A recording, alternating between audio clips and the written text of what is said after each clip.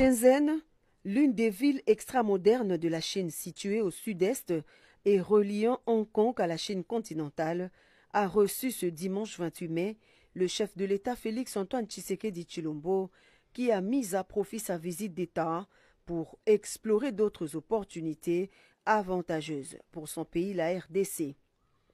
Et c'est la firme Huawei, entreprise high-tech, qui fournit des solutions dans le secteur des technologies de l'information et de la communication, qui reçoit le couple présidentiel dans son gigantesque quartier général.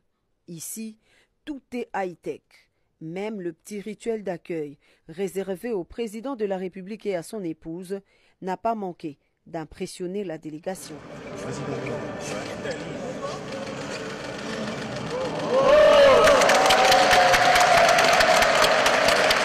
Profitant de la présence du chef de l'État congolais en Chine, le chairman de Huawei a fait le déballage de la panoplie des gammes des produits et services numériques capables d'offrir à la RDC une autre dimension de développement dans tous les secteurs. Le géant chinois de la technologie veut accompagner le chef de l'État Félix-Antoine Tshisekedi dans sa politique de numériser les institutions pour être à la diapason mondial et surtout conduire la RDC vers un développement basé sur la digitalisation dans tous les secteurs porteurs de croissance. Cette visite grandeur nature effectuée par la délégation congolaise sera matérialisée par la signature d'un protocole d'accord entre l'entreprise Huawei et le gouvernement congolais à travers le ministère du numérique. Une entente qui vise à renforcer la coopération dans les domaines de la digitalisation, des services gouvernementaux, des entreprises publiques et de l'énergie verte. Nous avons un programme de transformation numérique de la RDC qui est impulsé par la vision du chef de l'État, Félix-Antoine Tshisekedi Tshilombo, que vous connaissez. Aujourd'hui, cette vision qui est dans le plan national du numérique a connu un cadre programmatique qui est le programme de transformation digitale de la RDC. Et aujourd'hui, Huawei a concrétisé cela par des propositions concrètes, des propositions qui concernent l'apport en infrastructure, l'apport en formation et l'apport également en sécurité des systèmes d'information. Et c'est autour de ces trois domaines de coopération que nous avons voulu aujourd'hui, n'est-ce pas, sceller cette entente dans le cadre d'un mémorandum d'entente qui va appeler plusieurs contrats, j'allais dire, particuliers. Un deal d'entente dont la matérialisation se fera par paliers, secteur après secteur. Satisfaction pour le président de la République qui a voulu personnellement piloter ces instants historiques. Grâce à ce partenariat, nous allons pouvoir développer des domaines, ici je parle de ceux qui m'intéressent le plus, des domaines tels que l'éducation, tels que l'énergie, tels que la téléphonie mobile, mais également des domaines qui touchent à la finance et qui vont avoir un impact très important sur le produit intérieur brut. Par ailleurs, Huawei est en partenariat avec des organisations non gouvernementales et sans but lucratif, telles que la Fondation Denis Nyakeru Tshisekedi, pour promouvoir l'éducation de la jeunesse locale et accompagner le développement des futurs talents du pays. La ville de Shenzhen, jadis un modeste cité vivant essentiellement de la pêche grâce à son port, est aujourd'hui transformée en une mégalopole gigantesque des gratte-ciels et d'énormes boulevards qui s'offrent à perte de vue. Cela grâce à un nombre exponentiel d'entreprises qui y ont élu domicile. Parmi elles, on compte Huawei, dont le siège y est implanté depuis sa création en 1987. Bénéfique à la RDC. Bien. D'abord, c'est par rapport aux honneurs qui nous ont été réservés, l'importance qu'on nous a donnée. C'est vrai, vous direz que c'est une visite d'État, mais là, elle a eu un caractère particulier parce que la Chine a voulu envoyer un message de solidarité, de respect envers la République démocratique du Congo. Ensuite, c'est par rapport au contenu même des discussions que nous avons eues avec eux et des résolutions que nous avons relevées. Et ici, il y en a eu énormément, mais j'aimerais quand même vous faire un petit retour en arrière pour vous dire pourquoi est-ce que nous en sommes arrivés là. En fait, depuis mon accession à la tête du pays et lorsque j'ai été au fait des dossiers, je me suis rendu compte qu'en fait, ce partenariat n'était ni profitable à la République démocratique du Congo, ni profitable à la Chine. C'est vrai qu'il y a le rapport IGF qui dit qu'il y a eu beaucoup plus de gains par rapport aux entreprises chinoises que par rapport à la République démocratique du Congo, c'est vrai. Mais vous avez bien entendu, j'ai dit pas à la Chine, donc à l'État chinois. Donc je me disais, il y a quelque chose qui ne sonne pas très bien, parce que d'un côté il y a les entreprises privées, de l'autre il y a l'État congolais. Les privés se font des moyens qui ne retombent peut-être pas sur la Chine, et de l'autre côté la RDC n'a rien. C'était mauvais, c'est pour ça que je disais à mes amis chinois, mais écoutez, je suis votre meilleur allié dans le sens de laver votre image. L'image de la Chine, vous êtes congolais comme moi, vous savez qu'elle a été écornée en République démocratique du Congo, on tournait les produits chinois en dérision, la Chine n'était pas considérée dans l'ampleur qu'elle a, dans le rayonnement qu'elle a sur le monde, surtout le monde des affaires. Et donc c'est ça qui m'avait poussé d'abord à le remettre en cause, parce que charité bien ordonnée, commençant par soi-même, je m'étais rendu compte que nous n'étions en rien bénéficiaires de cela. Donc j'ai commencé le débat avec eux. Au début c'était assez difficile parce qu'ils pensaient que j'en avais après les Chinois, mais je crois que le message a fini par passer. Et voilà, nous en sommes arrivés là. Donc c'est vraiment tout un chemin parcouru, des rencontres préparées et qui ont abouti par cette conclusion de la nécessité de nouer un partenariat stratégique global. Pourquoi stratégique? Parce que tout simplement, nos deux pays ne sont pas n'importe lesquels, ce sont des pays qui, par leur situation géographique, leur position géopolitique, leurs atouts intrinsèques, jouent un rôle, en tout cas où sont susceptibles de jouer un rôle. J'évoque rapidement ici l'environnement. La RDC a des ressources, a des atouts pour contribuer à la lutte contre le changement climatique. La Chine a des ressources qui peuvent, mises ensemble avec nos atouts, générer des solutions pour sauver la planète.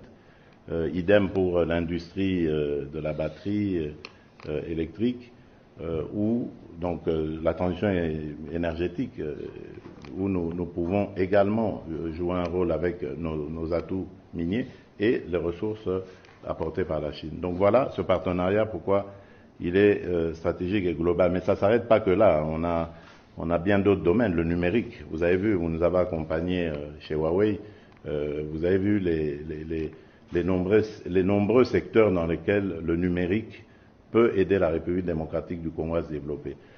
Mon vœu, avant de venir ici, était, et c'était le message, je dis qu'on a préparé les choses, que j'avais fait passer, c'était, nous voulons, moi, mon ambition, c'est d'industrialiser mon pays, le développer. Et le développement passe par l'industrialisation. Et je pense que la Chine peut être un bon partenaire pour nous accompagner.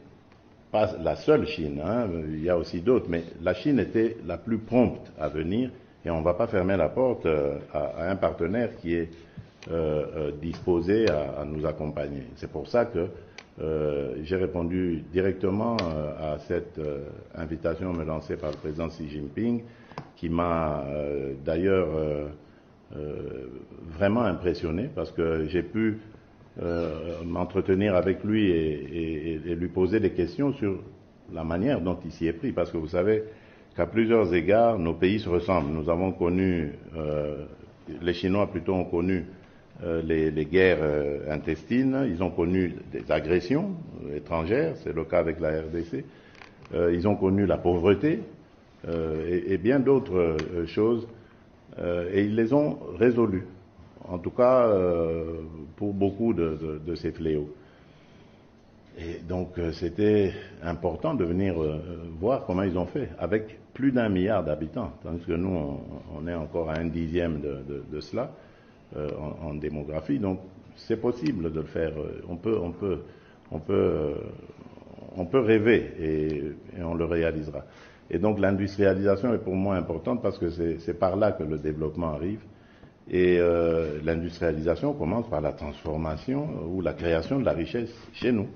La création des chaînes de valeur des produits extraits en République démocratique du Congo doit se faire en République démocratique du Congo. Ça va créer de la richesse, ça va créer des emplois et ce sera bénéfique à notre économie. C'est ça mon rêve, c'est ça mon vœu et je suis prêt à tout pour y arriver. Et le bilan de ce... Le bilan, il est positif, je vous ai dit. Nous avons fait cette convention et nous nous sommes mis d'accord pour aller très vite en besogne. Immédiatement à notre retour à Kinshasa, nous allons faire le point de tout ce qui s'est passé ici et en coordination avec nos amis chinois, nous allons impulser. L'ambassadeur qui est en poste, le nouvel ambassadeur qui va entrer en fonction très bientôt, va arrivé, et c'est lui qui m'a accueilli dans la partie Shanghai, Shenzhen maintenant, lui va arriver à Kinshasa la semaine prochaine déjà, pour vous dire, et il va vite présenter ses lettres de créance pour être immédiatement opérationnel. Donc nous sommes vraiment pressés de dérouler, vraiment, et pour le bonheur de nos peuples respectifs et de nos pays. Donc c'est tant mieux. Merci, Excellence. Donc, Son Excellence a déjà brassé pratiquement la plupart des questions, l'aspect économique, l'aspect stratégique, l'aspect aussi de bénéfice pour le Congo. Il y a peut-être l'aspect sécuritaire que Madame voulait poser. Mettez-vous, on va peut-être aborder ça. Monsieur le Président, concrètement, quel soutien la RDC attend de la Chine sur le plan sécuritaire, comme il dit, pour pacifier la partie est de la RDC?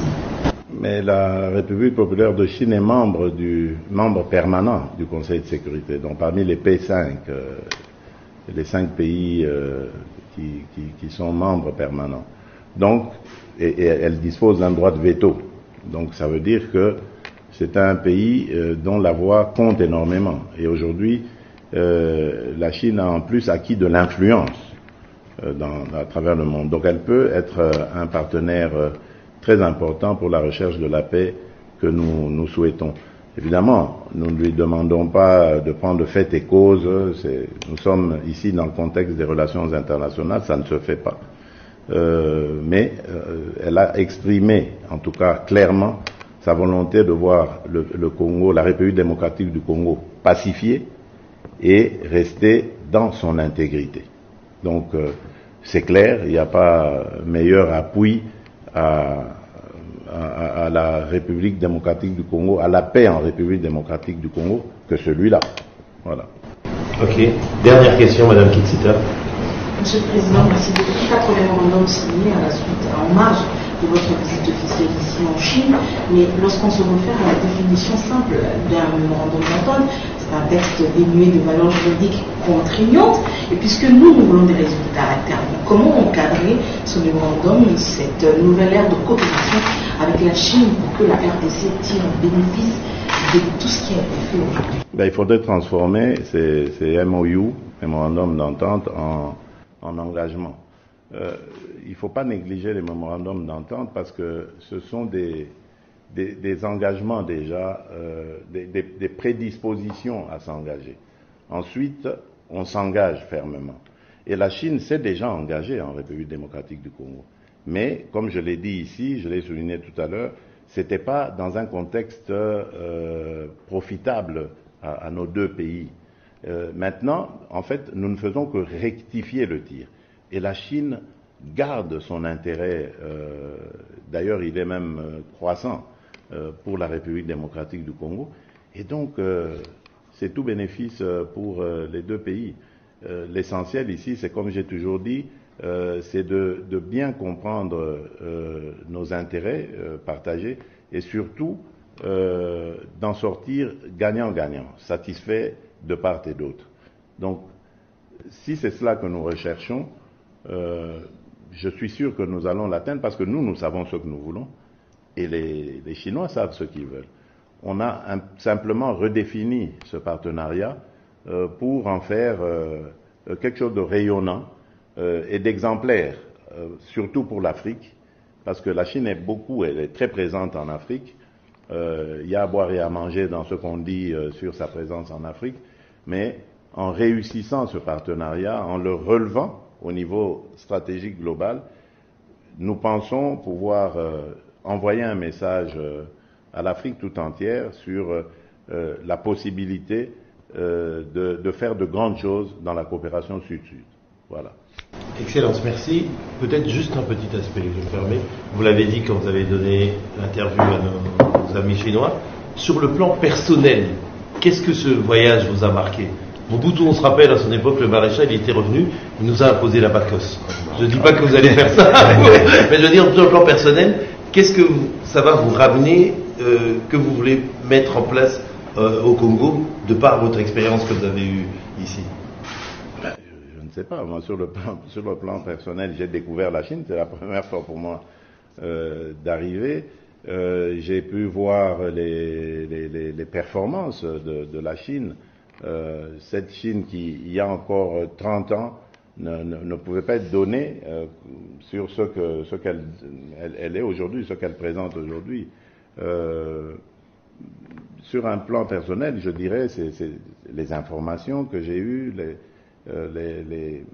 les expériences que j'ai vécues qui vont enrichir ma connaissance, tout simplement. Je n'ai pas envie d'aller refaire du mobutisme, même si c'est pas vraiment, c'est pas le terme approprié. J'ai pas envie de m'accaparer de cela. C'est pour le Congo que je l'ai fait, et j'espère l'avoir bien fait. Et c'est ça mon objectif, que le Congo gagne. Nous, on n'est que des êtres humains, on passera, mais le Congo restera.